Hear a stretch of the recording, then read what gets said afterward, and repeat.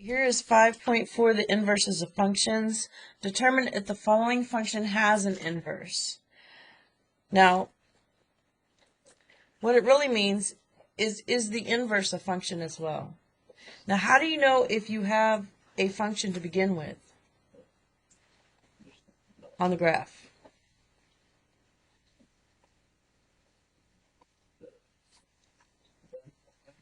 Yes, the vertical line test. So if we have an inverse that's also a function, we're going to check it by doing the horizontal line test, okay?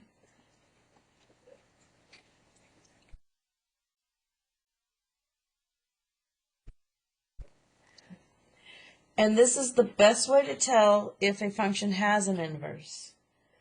You can graph this, because it's hard for me to tell just looking at the equation. But I also know what this equation is going to look like. If I were to graph this, this is the square root shifted to the left 5.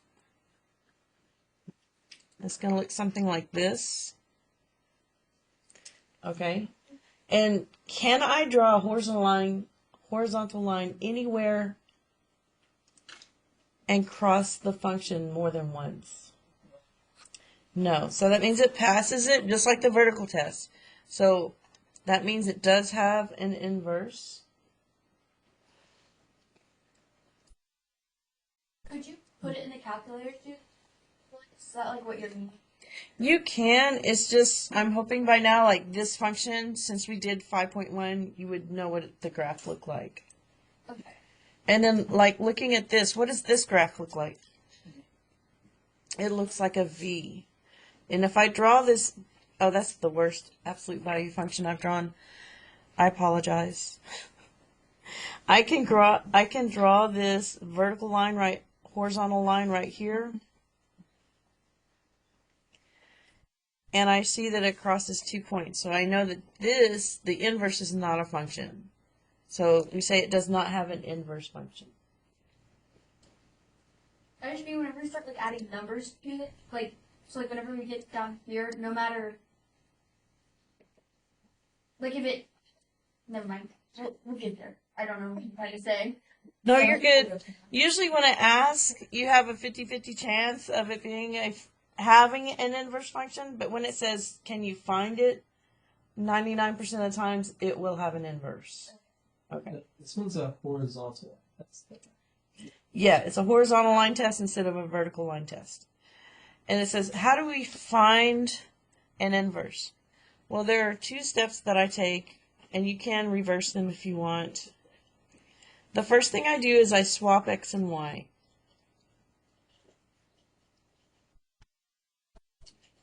Okay, and then the second step I do is I solve for y.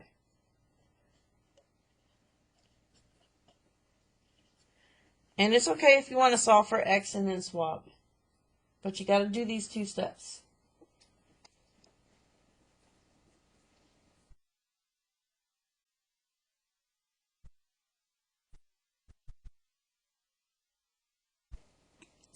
Okay, so for number 3, remember that f of x is the same thing as y. So when I swap, I've got x equals y to the 1/5 minus 4.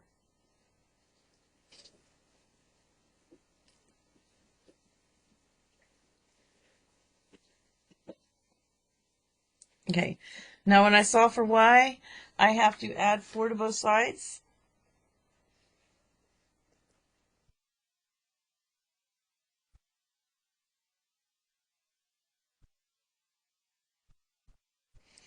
And then, how do I get rid of this 1/5?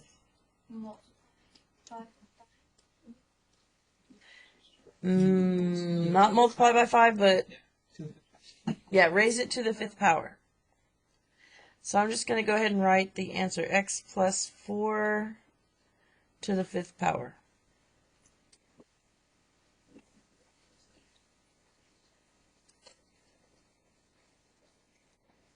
Okay.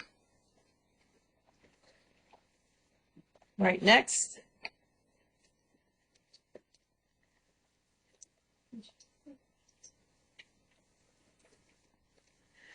Find the formula for the inverse of the following function, if possible. Well, I'm going to tell you, it is going to have an inverse. So I'm going to swap the x and y. So x is equal to 4y to the 1/5 plus 3. Okay, now to solve for y, I need to subtract 3.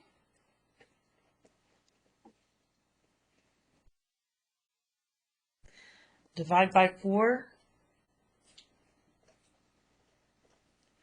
And then raise it to the 5th power. So it's going to be this, x minus 3 over 4 to the 5th power.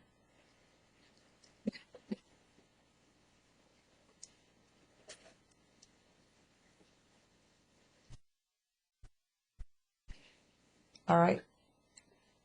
Number 5 says find a formula for the inverse function if possible. Remember, this is the basic function, looks like this. So whatever I'm doing to this function, it's still going to be a function. It's still going to pass the horizontal line test. Okay? All right, so swap.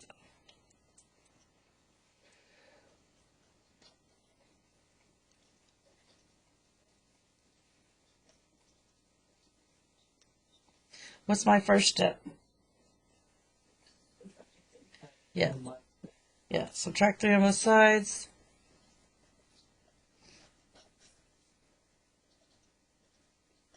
My next step?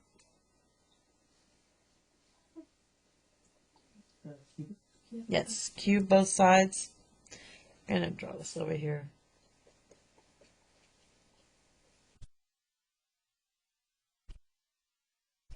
Next up, get rid of that 3 first, yeah.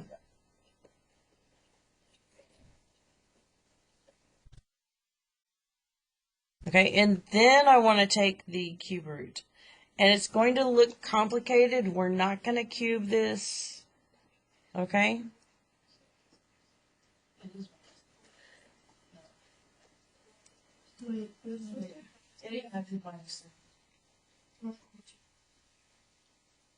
Yeah, that's supposed to. Yeah, for some reason when I put it over here, I accidentally wrote this as a plus. Good, we caught it before I wrote that final answer.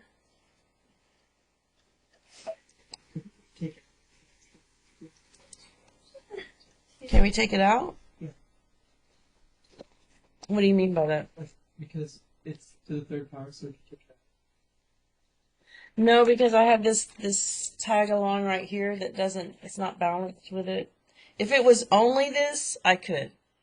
But this thing right here throws everything off. Yeah.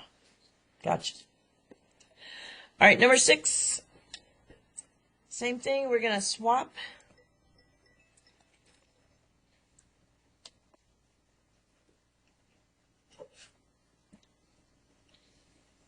This one's not so bad.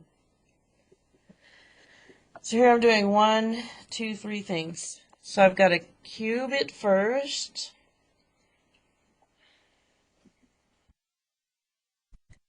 Then subtract 1.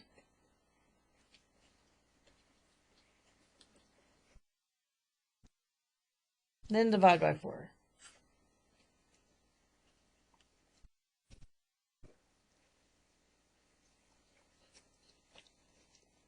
Okay, can everybody see that now?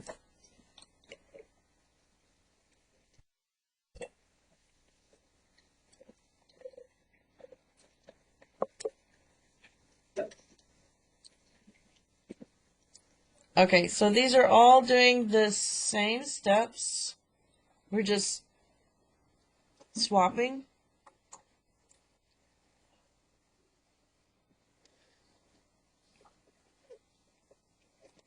And then we're reverse engineering these inverses. So this one's a little different. I've got to multiply by negative y plus 2.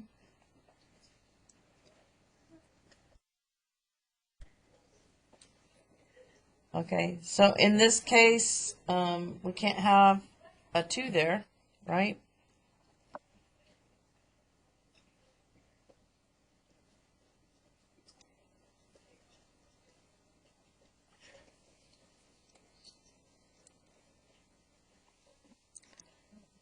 Okay, it looks like I'm going to subtract 2x and then divide by negative x.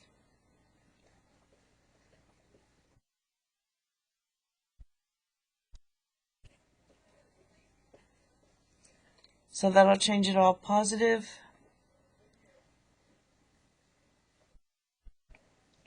Ooh, look at this. 2x over x is just 2. And then you still have 2 over x.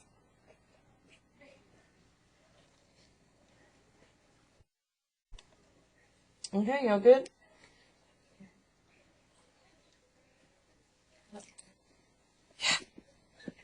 This one's shorter even, so I've got Get rid of the- question. get rid of-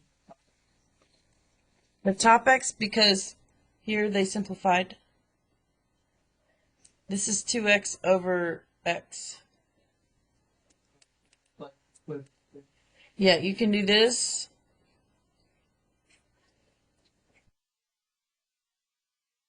So then the x cancels out. You should know that x cannot be 0. Okay. On here, swap.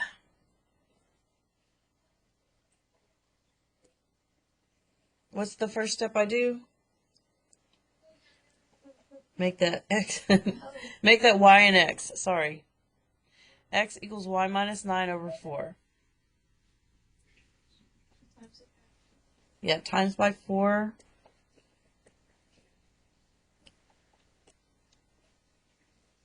Then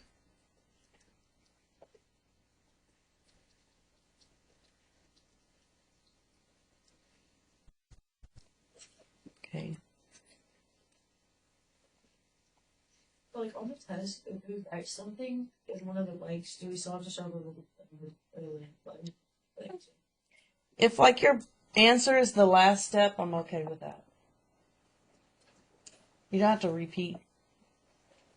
In fact, if you get to it and you're not here at the answer, you can circle it and use the arrow like I do a lot. Okay. Yeah.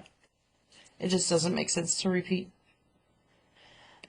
Okay, here I'm doing 1, 2, 3, 4 things. So I need 4 steps, right? So swap.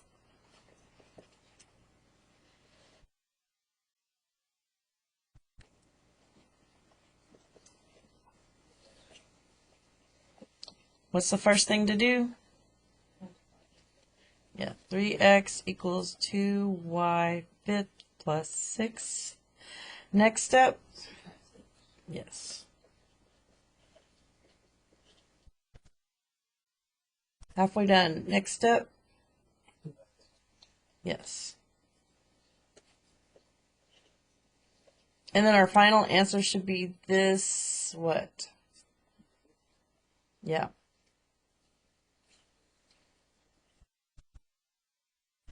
Now there's 2 ways you can write this. You can write it to the 5th root, or you can write it as 1/5 power. Either way.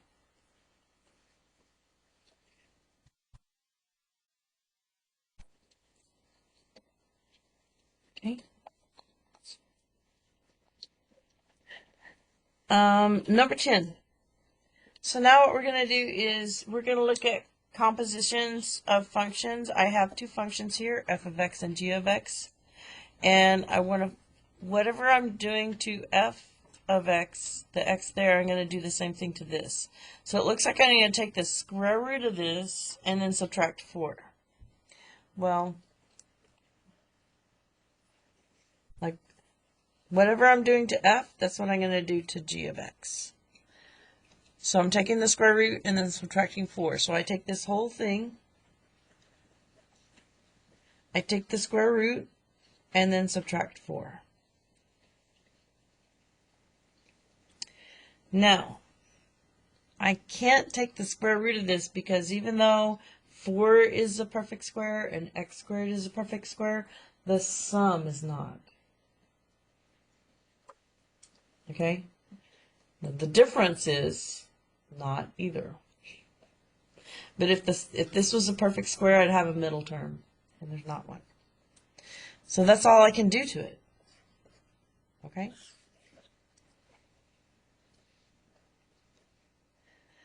Now what about this one? Whatever I'm doing with this, I'm going to do to this whole thing. So it looks like I'm squaring it and then adding 4. So I'm going to take this, that's the square root of x. I'm going to square it and then add 4. And you actually don't have to FOIL this out. You can leave it like this. Now what this is showing you again is that if you reverse the composition, it's not necessarily going to be the same thing.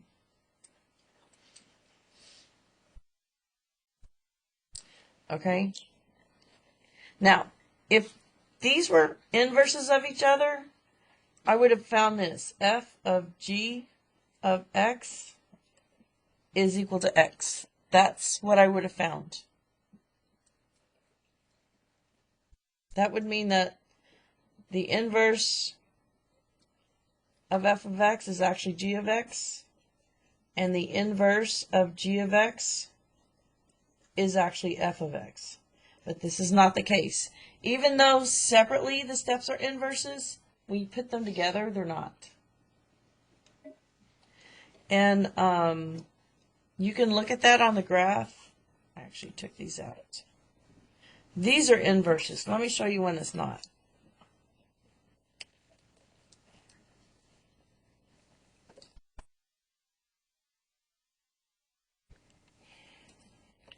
So this is the square root of x minus 4. And the minus 4 is on the outside.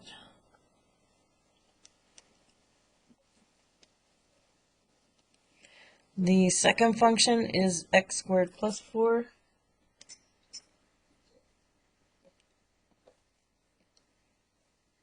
Okay. And then the line that they're symmetric about is the y equals x line. So if I zoom this to a square picture, which is 5, okay, there's f of x, this is g of x. Can you see that they're not symmetric? Okay. In fact, this function doesn't have an inverse, does it? Because it fails the horizontal line test. That's why you only see part of it. All right. So these are no for that last question on number 10. Okay, we're almost done. The last two are pretty short. In fact, I'm going to ask you to work on these two, and I'm going to come around and check them. All right, so yes, what we found was you're going to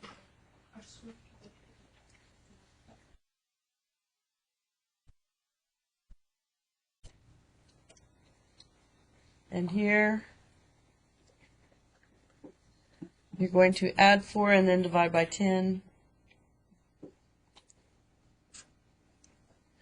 And you're tempted to simplify, but it just doesn't. All right. Have fun working 5-4.